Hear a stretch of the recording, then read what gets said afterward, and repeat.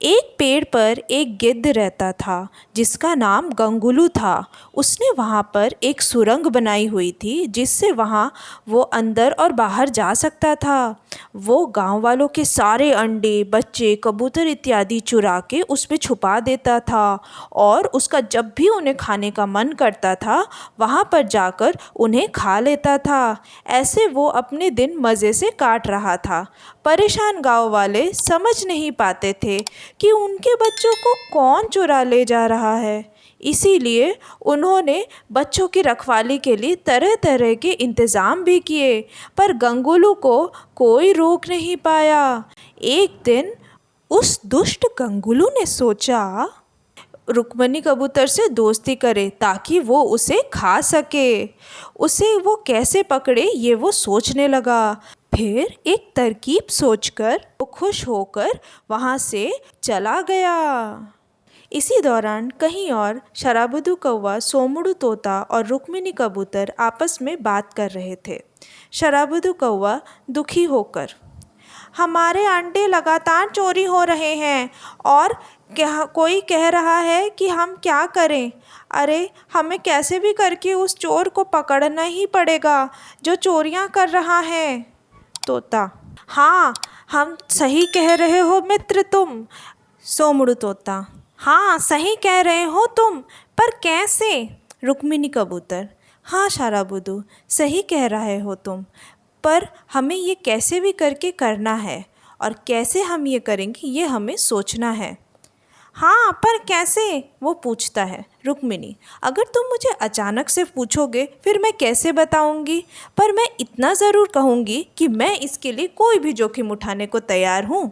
सोमुड़ू, वाह, एक लड़की होते हुए भी तुम ये कह रही हो कि तुम चोर को पकड़ने को कोई भी जोखिम उठाने को तैयार हो। तुम बहुत बहादुर हो, मैं तुम्हें पूरी मदद करूँगा। तीनों मिलके ये तय करते हैं। रुक्मिणी, आज पूरी रात गांव वालों को जाके पहरा देकर बच्चों की रखवाली करनी होगी।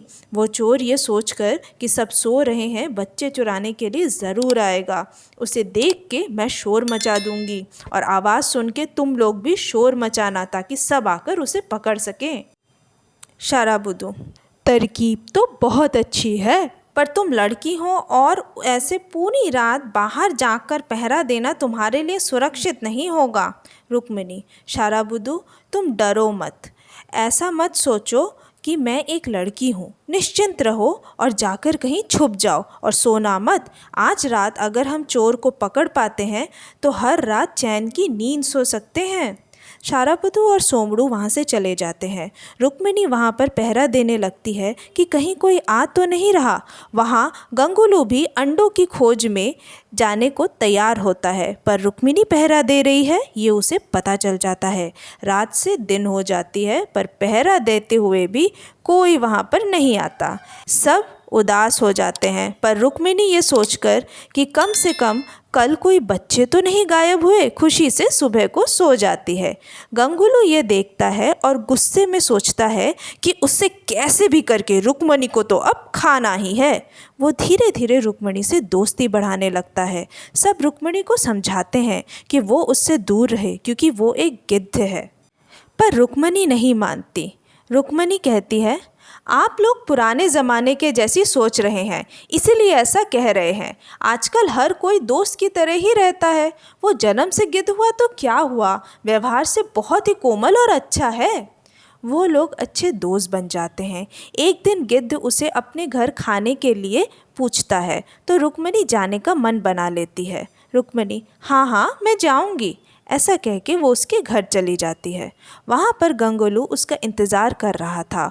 वो उसे देखकर उसका स्वागत करता है और उसे कुछ बीज खाने के लिए देता है। गंगुलू, मैंने सुना है कि कोई चोर गांव से अंडे और बच्चे चुरा रहा है। रुक्मिणी बीज खाते हुए, हाँ इसीलिए मैं 2 रातों से पहरा दे रही हूँ उसको पकड़ने के लिए, पर वो आया ही नहीं है अब तक, पर मैं आज रात भी पहरा दूंगी। गंगुलू, फिर मैं भी तुम्हारे साथ रुकूंगा और पहरा दूंगा। रुक्मिणी बीज खाना ख़त्म करती है। गंगुलू, चलो ना एक खेल खेलते हैं। रुक्मिणी, खेल? कौन सा खेल? यही कि मैं छुप जाऊंगा और तुमको मुझे ढूंढना होगा। ठीक है, ठीक है। खेल शुरू होता है और रुक्मिणी गंगुलू को ढूंढने लगती है, पर उसे कुछ अजीब सा दिखता है, तो वो सोचती है कि वो जाके देखेगी कि वहाँ क्या है। उसी समय गंगुलू उस पे पीछे से हमला कर देता है, पर वो बच जाती है और ये देख लेती है कि पेड़ के अंदर एक जादुई दरवाज़ा है। वो भाग के छुप जाती है। अब उसे बहुत ही बुद्धिमानी से वहाँ से निकलना था। उसे ढूंढते हुए गंगुलू दूसरे रास्ते चला जाता है। अपनी जान बचाते हुए उसे बहुत सारे राज पता जो चल गए थे। वो समझ जाती है कि यही वो चोर है जो अंडे चुरा के खा जाता था। वो जादुई दरवाजे के बाहर निकलते हुए एक एक दरवाज़ा बंद करती जा रही थी। जब गंगुलू देख लेता है कि रुक्मिणी कहाँ भाग रही है, तो वो चिल्ला के कहता है, मैं तुम्हें नहीं छोड़ूंगा रुक्मिणी। वो वहाँ से बचकर बाहर निकल आती है और सबको बता देती है कि गंगुलू ही अंडे चुराता था और ऐसा करने के लिए उसने पेड़ में जादुई दरवाजे बनाए हुए थे। गांव वाले आके गंगुलू को पेड़ से बाहर निकालते हैं और उसे मार डालते हैं। उसकी मौत हो जाती है। तो मित्रों, इससे हमने क्या सीखा? यही कि हमें हमेशा अपने दिमाग का प्रयोग अच्छे कामों में करना चाहिए, बुरे कामों में नहीं, वरना ये हमारे ही सर्वनाश का कारण बनता है।